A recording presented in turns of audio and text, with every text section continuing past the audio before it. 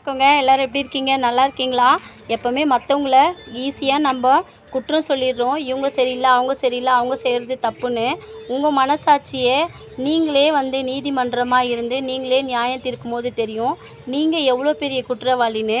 அப்படி இருக்கும்போது மற்றவங்கள குறை சொல்லவும், அவங்க தவறு செய்கிறாங்கன்னு சொல்லவும் நம்மளுக்கு என்னங்க அதிகாரம் இருக்குது? எப்போவுமே மன்னிப்புங்கிற பூ மனசில் பூத்துட்டாலே அன்புங்கிற வார்த்தை தான் நம்ம வாயில் வருங்க. ஆமைங்கிற பொறாமை நம்ம மனசில் இல்லாமல் இருந்தாலே எல்லாரும் நம்மளுக்கு நல்லவங்களாக தாங்க தெரியும். அதனால் இந்த உலகத்தில் பிறந்தவங்க யாருமே கெட்டவங்க இல்லைங்க. சூழ்நிலை காரணமாக நம்ம அவங்கள கெட்டவங்களா மாற்றி மனசுக்குள்ளே கசப்புகளை வச்சு அவங்கள பேசும்போது அவங்கள குறையா பேசிகிட்டு இருக்கோங்க. அப்படி தயவு செஞ்சு பண்ணாதீங்க. ஏன்னா இன்றைக்கி படுத்து நாளைக்கு எழுந்துக்க முடியாத வாழ்க்கை தான் நம்ம இன்றைக்கி வாழ்ந்துட்டுருக்கோம். அப்படி இருக்கும்போது எதுக்குங்க அந்த மன்னிப்புங்கிற வார்த்தையை நம்ம கொடுத்துட்டாலே நம்மளுக்கும் சமாதானம், கேட்குற அவங்களுக்கும் ஒரு சந்தோஷங்க. எல்லாமே நன்மைக்கே.